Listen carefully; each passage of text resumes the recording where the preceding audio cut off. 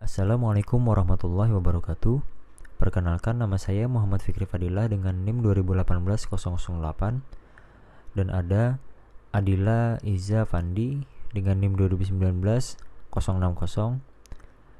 Daliana Fidah 2019-169 dan Fikri Farisi dengan NIM 2019-406.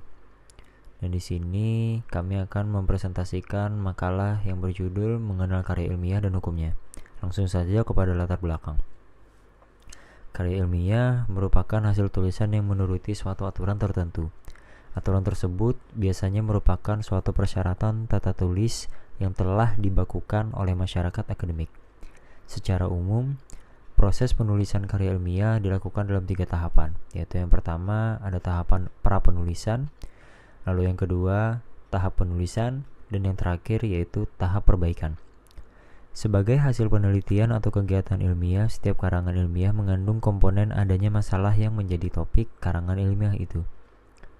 Adanya tujuan penelitian, metode penelitian, teori yang dianut, objek penelitian, instrumen yang digunakan, dan adanya hasil penelitian yang diperoleh.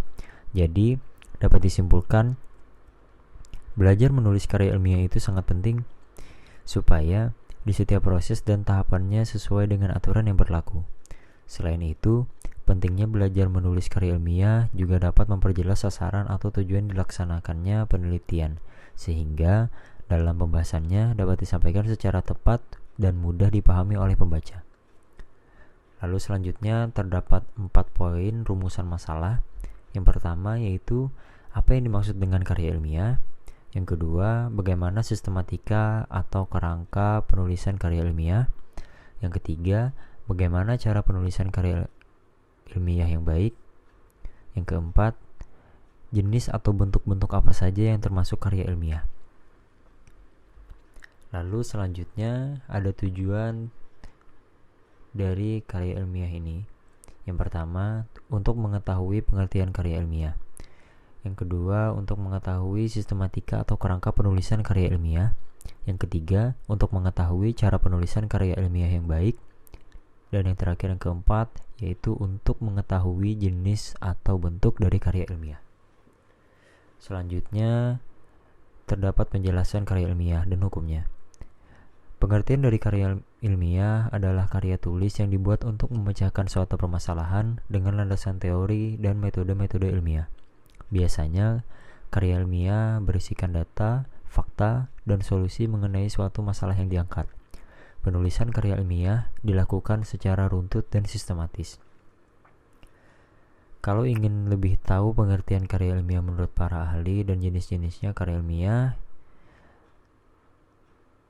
yang pertama ada Saudara Eko Susilo pada tahun 1995 yang berbunyi, karya ilmiah adalah salah satu karangan atau tulisan yang didapat sesuai sifat keilmuannya dan didasari oleh hasil pengamatan, pemantauan, penelitian dalam bidang tertentu, disusun menurut metode tertentu serta sistematika penulisan yang bersantun bahasa dan isinya dapat dipertanggungjawabkan kebenarannya atau keilmiahannya. Lalu yang kedua, menurut Dwi Loka dan Riana yang berbunyi, karya ilmiah atau artikel ilmiah merupakan karya seorang ilmuwan yang hendak membangun ilmu pengetahuan, teknologi, dan seni yang didapat melalui literatur, pengalaman, serta penelitian. Selanjutnya terdapat struktur karya ilmiah yang akan dijelaskan oleh Adila Iza Fandi. Struktur karya ilmiah. Suatu karya ilmiah biasanya memiliki 3 bagian di dalamnya. Tulisan saintifik ini memiliki tata bentuk yang dibagi menjadi 3 bagian, yaitu yang pertama, halaman-halaman awal atau preliminaris yang mencakup judul, kata pengantar, aneka daftar seperti daftar isi, dan daftar tabel atau bagan atau lampiran.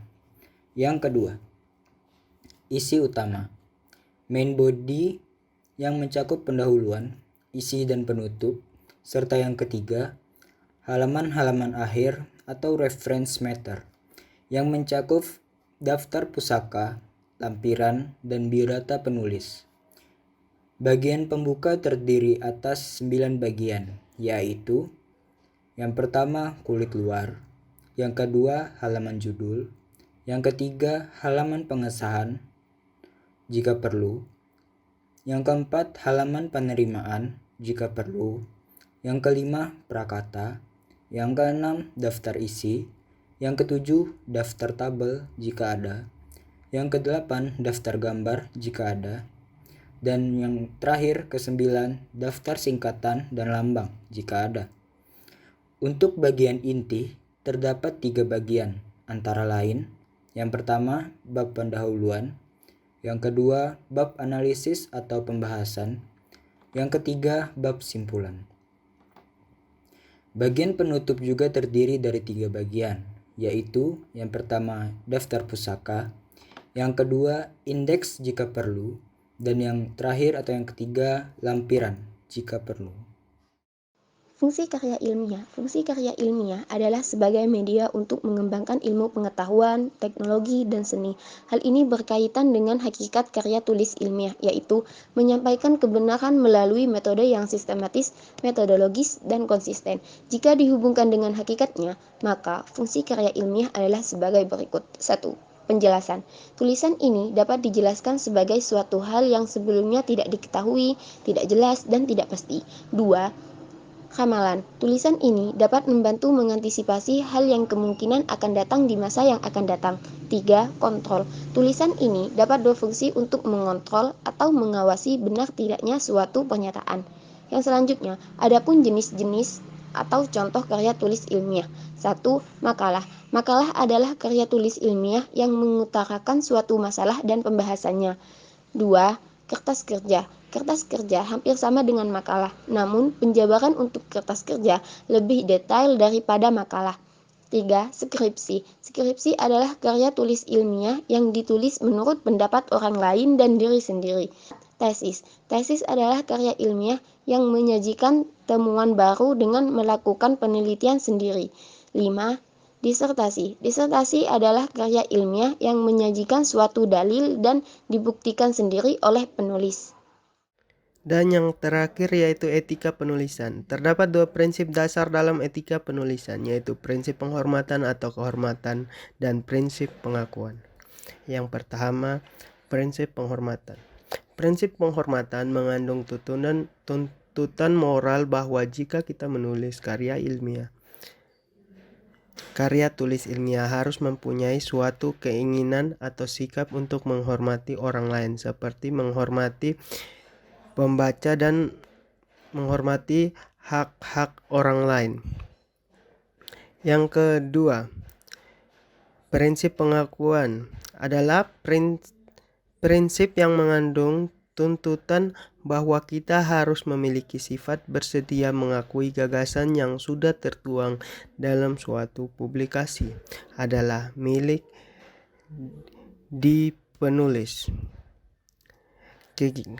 Kegiatan penelitian ilmiah dibangun atas dasar kepercayaan, baik itu kepercayaan diri peneliti maupun kepercayaan diri dari masyarakat.